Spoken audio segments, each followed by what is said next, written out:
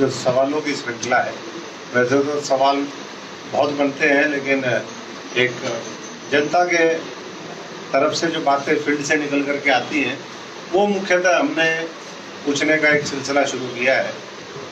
अभी सत्येंद्र जी ने कहा कि उन्होंने कहा कि मैंने विपक्ष में रहते हुए विधायक 300 करोड़ रुपए के काम करवाए। पहली बात तो ये नामुमकिन सी चीज है, क्योंकि ये सरकार तो एमएलए लेड तो कोई यहाँ पर फंड है नहीं, और 5-5, 10-10 करोड़ रुपए भी उनको मिलते हैं जिनकी सेटिंग सरकार से, मुख्यमंत्री से होती है। पहली बात तो वो झूठ बोल रहे हैं, और अगर झूठ नहीं बोल रहे तो जो हम आरोप लगाते हैं और जो सच्चाई भी है कि ये साठगांठ करके करते हैं मामला। वैसे तो इन्होंने कुछ नहीं करवाया, लेकिन साठगांठ पहले ही कर ली थी क्या? दूसरा बात, आज कैबिनेट की मीटिंग वहां पर चंडीगढ़ में हुई है, उसमें इन्होंने कहा कि 11 एजेंडे हमने पास किए, एक एजेंडा छोड़ दिया जो आदमपुर से संबंधित था। इलेक्शन कमीशन से हम आम आदमी पार्टी की तरफ से ये कहते हैं कि इस तरीके से बात करना ये पूरी तरीके से कोड ऑफ कंडक्ट का वायलेशन है, क्योंकि आदमपुर का जिक्र ही करना क्या जरूरत थी? वो एजेंडे में वैसे ही नहीं आना चाहिए था। तो पूरी तरीके से भारतीय जनता पार्टी बौखलाई हुई है, और उसी बौखलाहट में जो है वो इस तरह के लोगों को भ्रमित करने का काम कर रहे हैं। जनता बदलाव चाहती है, और जनता आम आदमी के माध्यम से केजरीवाल जी के नेतृत्व में इसी चुनाव से बदलाव सुनिश्चित करने के लिए तैयार है। और जोश जज्बा हमारे साथियों के अंदर भी है, जनता के अंदर भी है। हम तो जहां भी गांव में जा रहे हैं, आदमपुर एक बड़े बदलाव का संकेत है। धन्यवाद। कोई सवाल? सभी पत्रकार साथियों को नमस्कार। आज एक बहुत महत्वपूर्ण विषय पे ये प्रेस कॉन्फ्रेंस, जैसा सत्येंद्र जी ने बताया कि स्वस्थ लोकतंत्र में ये बहुत जरूरी है कि आप सवाल करें और दूसरी पार्टी जो सामने से मैंडेट चाहती है लोगों का, वो जवाब दे।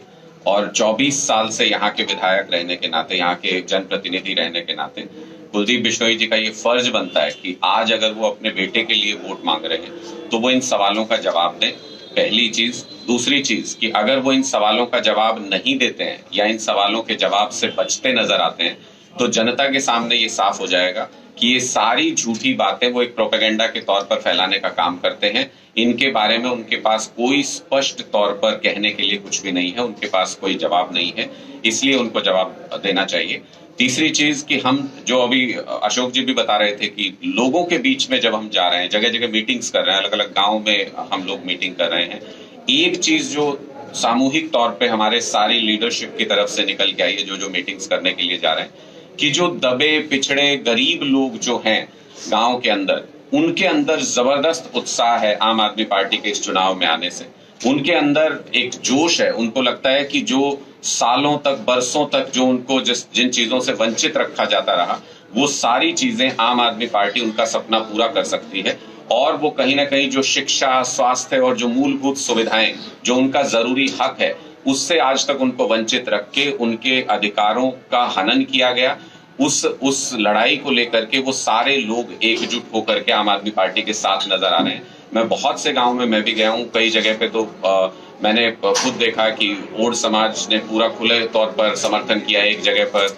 दूसरी जगह मैं कल एक जगह पर गया हुआ था, तो वहां भगवान वाल्मीकि जी को लेकर के उन्होंने एक कार्यक्रम किया हुआ था। उन्होंने खुला समर्थन वहां के सब पूरी बस्ती के लोगों ने किया। उन्होंने कहा कि यहाँ तक आज हमारी सड़क, बिजली, पानी की कोई बात करने नहीं आया आज तक। हमारे जो गरीब बच्चे हैं उनके स्कूलों को बंद कर रहे हैं, उनकी शिक्षा का इंतजाम नहीं किया इन लोगों ने। तो मुझे लगता है कि एक जो जिनको इन्होंने बरसों तक, जो कुलदीप बिश्नोई जी ने अपने पैसे के अहंकार में, अपने राज के अहंकार में जिन लोगों को दबा करके रखा, जिन लोगों की भावनाओं को कुचलते रहे, जिन लोगों की संवेदनाओं को कुचलते रहे, अब वो सारे लोग एकत्रित होकर आम आदमी पार्टी में उम्मीद देख रहे हैं और आम आदमी पार्टी के साथ लामबंद हो रहे हैं, एकजुट हो रहे हैं। किसी का कोई प्रश्न है तो? जी सर, बिल्कुल। अभय चौटाला जी से बात हुई, उन्होंने आरोप लगाया है कि आम आदमी पार्टी जो है वो कुलदीप जी की पेरोल के ऊपर है। आपकी उनके साथ में कुछ सेटिंग है जिसकी वजह से जेपी साहब को हरवाने के लिए और जाट कैंडिडेट को टिकट जो है वो दिलवाई गई है, कुछ पैसों की सेटिंग हुई है।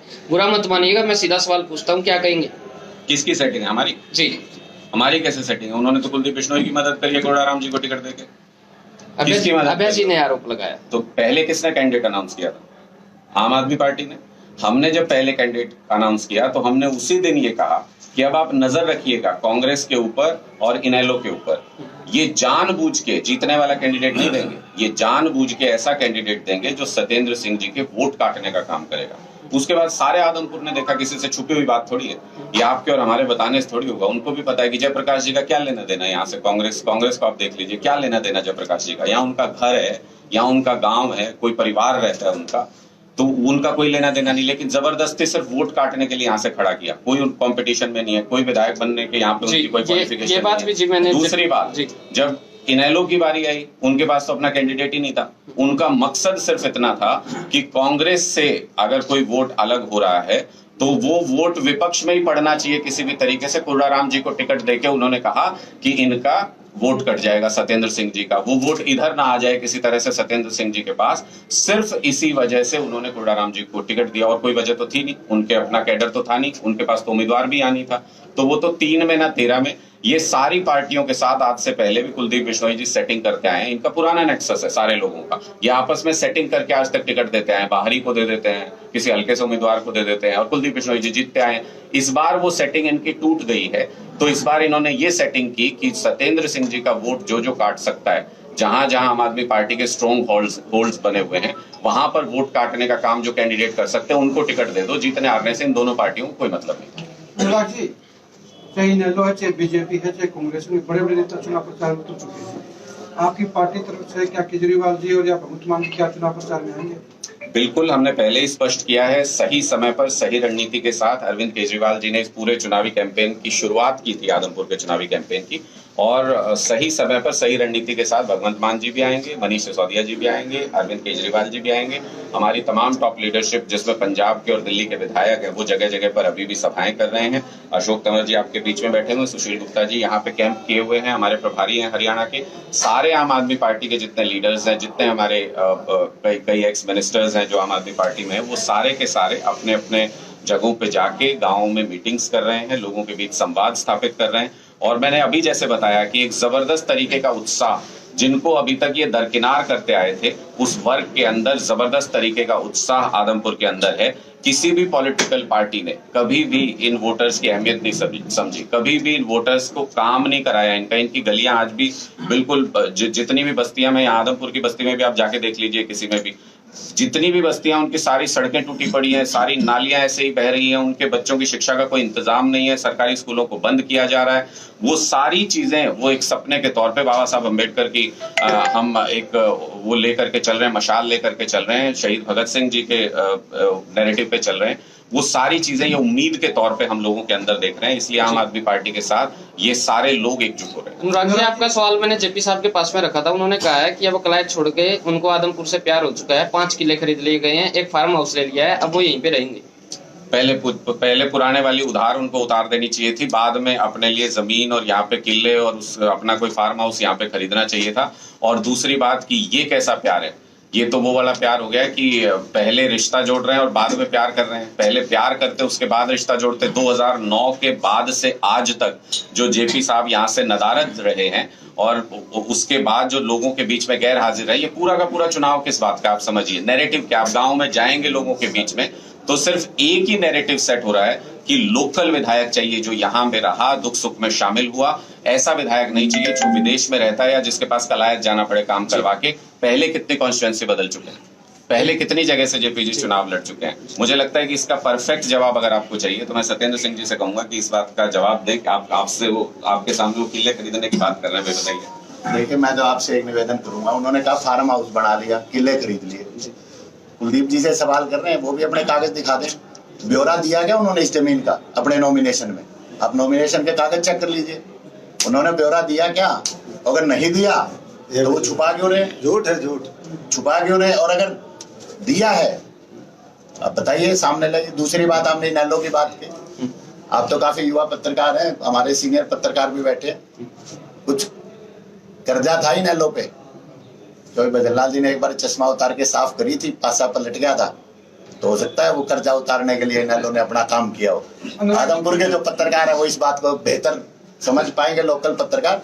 अब ऐसे पूछिएगा जरूर अभय जी कहीं वो पुराना कर्जा तो नहीं चुकाना, ये सब अपने पुराने कर्जे चुकाने के लिए आए हैं। आदमपुर के लोग महसूस कर रहे हैं कि ये जो सब लोग जो और प्रत्याशी बाहरी प्रत्याशी आए हुए हैं अपना कर्जा उतारने के लिए आए हैं। सतेंद्र जी, आपने कहा था कि जो भी पार्टी से रूस कर बाहर चले गए थे, कांग्रेस ज्वाइन कर ली थी, उनको मनाने का काम किया जाएगा। अभी तक माने नहीं है, वापसी नहीं आए हैं, घर वापसी नहीं हुई होंगी। सब मान गए, आधे से ज्यादा लोगों के मेरे पास फोन आ रहे हैं, लेकिन घर वापसी से पहले हमको भी ये सोचना पड़ेगा कि जो लड़ाई के वक्त में जो सिपाही छुट्टी चला जाए या जो सिपाही को अपनी मजबूरी कोई बताने लगे तो उसको वापस कब सेना में लेना है, ये भी सेना को तय करना होता है, ये भी संगठन को तय करना होता है। आधे लोगों के मैंने पहले ही कहा था, जब गए थे 2-4 लोग ही गए थे कार्यकर्ता, जब वो गए मैंने तभी कहा था कि ये रह नहीं पाएंगे वहां पे। 48 घंटे के अंदर उनमें से आधे लोगों के मेरे पास फोन आ चुके हैं कि जी हम गलत जगह पे आ गए, हमें बहका दिया गया था, हमें वापस आना है। वो अब पार्टी के ऊपर डिपेंड करता है, संगठन के ऊपर डिपेंड करता है कि उनको कब साथ लिया जाएगा। अनुराग जी, चुनाव से जेजेपी ये प्रचार करती है कि भाई आम आदमी पार्टी के पदाधिकारी शामिल हो रहे हैं, क्या वो वर्तमान पदाधिकारी हैं या एक्स पदाधिकारी हैं? देखिए, हमारा इस वक्त जो वेस्ट जोन है उसका पूरा संगठन भंग है और काफी समय से हमारा संगठन भंग है, तो हमारे कोई भी पदाधिकारी इस वक्त आदमपुर में कोई एग्जिस्ट नहीं करते, जो भी है कार्यकर्ता के तौर पे हैं। लेकिन मुझे आश्चर्य होता है कि कांग्रेस पार्टी के पास ना तो अपने कार्यकर्ता हैं यहाँ पे, ना अपने नेता हैं आदमपुर के अंदर। उनको ये जरूरत आन पड़ी कि उनको हमारे कार्यकर्ताओं की जरूरत पड़ रही है। फोन कर करके हमारे कार्यकर्ताओं को, कभी कुलदीप बिश्नोई जी, कभी कांग्रेस पार्टी, उनको ये कह रही है कि नहीं नहीं आप ही मजबूत हो गांव के अंदर, आप आके हमारे साथ जुड़ जाओ। मुझे लगता है कि इन पार्टियों का अपना अस्तित्व धीरे धीरे लोगों के बीच से खत्म हो चुका है। इसलिए अब इनको भी लगता है कि आम आदमी पार्टी के जो कार्यकर्ता हैं वो मेहनती हैं, वो मजबूत हैं, तो इनको लगता है कि अगर ये हमारे साथ आ जाएं तो कहीं हम चुनाव में खड़े हो सकते हैं। आज के दिन में कांग्रेस की चुनाव में खड़े होने की हालत भी नहीं है। उनसे पूछ के देखिए कि कौन है जो उनको वोट करेगा जयप्रकाश जी को। जयप्रकाश जी ना तो यहाँ से बिलोंग करते, मैं आपको फिर बता रहा हूँ, आप अगर लोगों के बीच में जाएंगे और नब्ज पढ़ने की कोशिश करेंगे, ये पूरा चुनाव सिर्फ 1.5 साल के लिए विधायक चुना जाना है। लोगों के मन में ये बात घर कर चुकी है कि इस बार उसको चुनना है जो हमारे बीच रहता है, जो हमारी बात सुन सकता हो। इस बार ये देसी और विदेशी के बीच का चुनाव है, इस बार ये आदमपुर और बाहरी का चुनाव है। ये दोनों उम्मीदवार आदमपुर का होने के बावजूद एनआरए हैं, कुलदीप बिश्नोई जी और भव्य बिश्नोई जी। एनआरए मतलब नॉन रेसिडेंट आदमपुरिया, ये बाहर ही रहते हैं हमेशा, आदमपुर में तो चुनाव के वक्त आते हैं। और इनका तो जयप्रकाश जी का तो कोई लेना एक ना देना, 2009 में भी ऐसे ही आए थे, बाहर से पैराशूट उम्मीदवार थे, और अब फिर 13 साल बाद इनको आदमपुर की याद आई, बीच में कभी नहीं दिखे।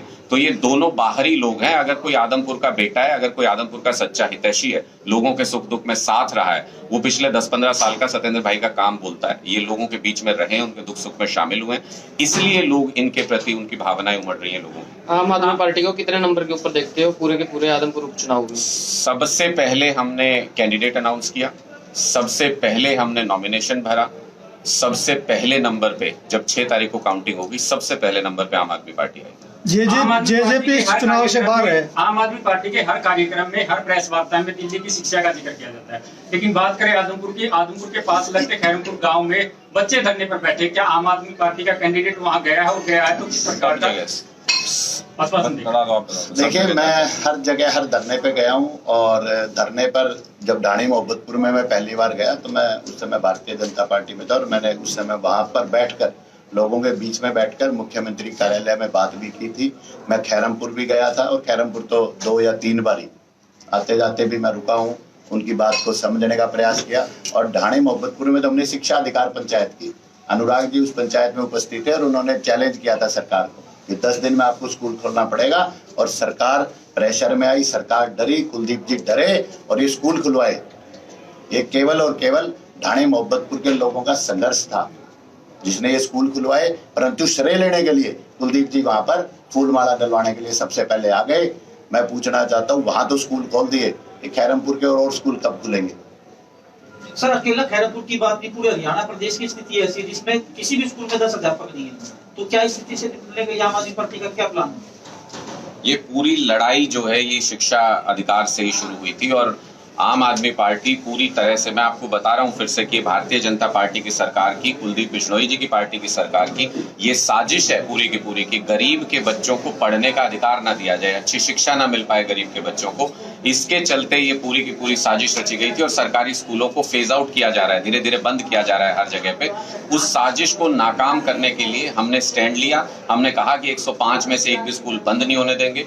तमाम जगहों पे धरने प्रदर्शन हुए, तमाम जगहों पे आज भी संघर्ष चल रहा है आम आदमी पार्टी का। हम वहां एक भी ईंट नहीं हटने देंगे। जरूरत पड़ी तो वहां पे टीचर्स भी, समाज के सहयोग से टीचर्स अरेंज किए जाएंगे। इन बच्चों को शिक्षा से वंचित नहीं होने देंगे। और हम ये गारंटी भी दे रहे हैं आदमपुर के अंदर, हमने बार बार गांव में जाके ये कहा है कि जितने भी सरकारी स्कूल हैं, आपको भी मैं आज यहाँ पे आमंत्रित करता हूं कि आप किसी भी गांव में जाइए, 5वीं 6ठी क्लास के सरकारी स्कूल के किसी भी बच्चे को पकड़ लीजिए, इतनी खुली चुनौती कोई नहीं देगा आपको। आप उनको पहली क्लास की हिंदी और अंग्रेजी की किताब उनके हाथ में दे दीजिए, वो ना हिंदी पढ़ सकते ना अंग्रेजी पढ़ सकते। ऐसी शिक्षा व्यवस्था बर्बाद करके रख दी आदमपुर की। हमने ये गारंटी ली है कि 1.5 साल में हमारी सरकार नहीं होगी, हमारा सिर्फ विधायक होगा यहाँ पे, लेकिन 1.5 साल के अंदर आदमपुर के एक एक सरकारी स्कूल के बच्चे को अगर हिंदी अंग्रेजी ठीक से पढ़नी ना आए, वो किताब ना पढ़ सके, तो 1.5 साल बाद वोट मांगने नहीं आएंगे, दोबारा वोट मत देना। सर, भूपेंद्र सिंह हुड्डा या जो है कांग्रेस पार्टी की तरफ से ये भी आप लोगों के लिए कहा गया था कि लिपापोती आप कर देते हैं और खासतौर से सिर्फ प्राइमरी एजुकेशन पर फोकस कर रहे हैं, जो सीनियर एजुकेशन है उस पर आप लोग फोकस क्यों नहीं कर रहे हैं, उसका जिक्र जो है बहुत कम क्यों निकल करके आता है? देखिए, मोरल ग्राउंड नहीं बनता भूपेंद्र हुड्डा जी का ये सब बात करने का। 509 स्कूल कांग्रेस के टाइम में बंद हुए थे, सरकारी स्कूल। तो इस साजिश में सिर्फ भारतीय जनता पार्टी नहीं, कांग्रेस भी बराबर की शरीक है। कांग्रेस भी शामिल है इस साजिश के अंदर, सरकारी स्कूलों को बंद करने के अंदर। ये प्राइवेटाइजेशन को, प्राइवेट एजुकेशन को बढ़ावा देते हैं, अपने बच्चों को विदेश में अच्छे अच्छे इंस्टीट्यूशंस में पढ़ाते हैं और गरीब का बच्चा जो है उसके साथ अन्याय और अत्याचार करते हैं, उनके ऊपर इस तरीके की बंदिशें लगाई जाती हैं। उनके पास कोई साधन नहीं है। आप खुद सोच के देखिए कि सरकारी स्कूल में कोई अपने बच्चे को क्यों पढ़ाता है? क्योंकि उसके पास प्राइवेट स्कूल में, छोटे से छोटे प्राइवेट स्कूल में देने के लिए 200-100 रुपए भी नहीं है। वो मजदूरी करने वाले लोग हैं, वो मेहनत करने वाले लोग हैं, उनके पास पैसा नहीं है। और अगर आप उन स्कूलों के दरवाजे बंद कर देंगे, बीजेपी ने तो अभी 200 स्कूल बंद किए हैं, तो हम उनके खिलाफ इतना बड़ा आंदोलन कर रहे हैं। कांग्रेस पार्टी से, हुड्डा साहब से ये पूछा जाना चाहिए कि आज जो वो जगह जगह पे धरनों पे जाके हाजिरी लगा रहे हैं इन स्कूलों के बाहर, जब 509 स्कूल उनकी सरकार के अंदर बंद हुए, तब वो इन धरनों पे क्यों नहीं गए? तब उन्होंने जाके वहां प्रदर्शन क्यों नहीं किया? तब उनको शर्म क्यों नहीं आई कि गरीब बच्चों की एजुकेशन को वो रोक रहे हैं? उनको बेसिक एजुकेशन सबका हक है। अगर आप अच्छा बना दे, बेसिक एजुकेशन में बच्चों को अच्छा पढ़ा दें, तो दिल्ली के स्कूलों में क्या हुआ? 12वीं में सरकारी स्कूल से पढ़ करके सीधे IIT और एम्स में इंजीनियर और डॉक्टर की कोर्स में भर्ती हो रहे हैं बच्चे। तो आगे की एजुकेशन का रास्ता तो तभी खुलेगा जब आप बेसिक एजुकेशन बेस्ट और वर्ल्ड क्लास बना देंगे। तो हम आज के दिन में उसमें मेहनत कर रहे हैं। कांग्रेस और बीजेपी ने मिल करके जो इन गरीब बच्चों के लिए जो गड्ढे खोदे हैं, उनको भरने का काम आम आदमी पार्टी कर रही है। भाजपा और कांग्रेस ये कहती है कि दिल्ली में आम आदमी पार्टी ने कोई स्कूल हो या कॉलेज और यूनिवर्सिटी नहीं बनाई। मैं भाजपा और कांग्रेस दोनों के कैंडिडेट्स को आपके कैमरे के माध्यम से खुला निमंत्रण देता हूं कि वो अपनी टीम लेकर के आदमपुर के आदमपुर के स्थानीय लोगों को लेकर के वो दिल्ली चलें। 3 तारीख तक वहीं समय बिताएं और जिस कोने में, दिल्ली के जिस कोने में, मैं ये भी नहीं कहता कि हम बताएंगे कहां ले जाना है, दिल्ली के जिस कोने में, जिस डिस्ट्रिक्ट में, जहां पर भी वो सरकारी स्कूल देखना चाहें, मोहल्ला क्लिनिक देखना चाहें, अस्पताल देखना चाहें, हम उनकी पूरी टीम को वहां पर ले जा करके दिखाएंगे। हमारे MLAs भी उपलब्ध होंगे, हम भी उपलब्ध होंगे वहां पे। मैं तो कहता हूं 3 तारीख तक का समय, ये वोट मांग करके अपना व्यर्थ ना करें। 3 तारीख तक आप वहां रहें, शिक्षा व्यवस्था कैसे सुधरती है वो सीखें और 1.5 साल तक फिर भव्य बिश्नोई जी और कुलदीप बिश्नोई जी को पश्चाताप के तौर पर सरकार के साथ यहाँ पे मिलके हारने के बाद यहाँ पूरी मेहनत करनी चाहिए और दिल्ली की शिक्षा व्यवस्था जैसी यहाँ शिक्षा व्यवस्था बनाने में हमारे विधायक सत्येंद्र सिंह जी की मदद करनी चाहिए।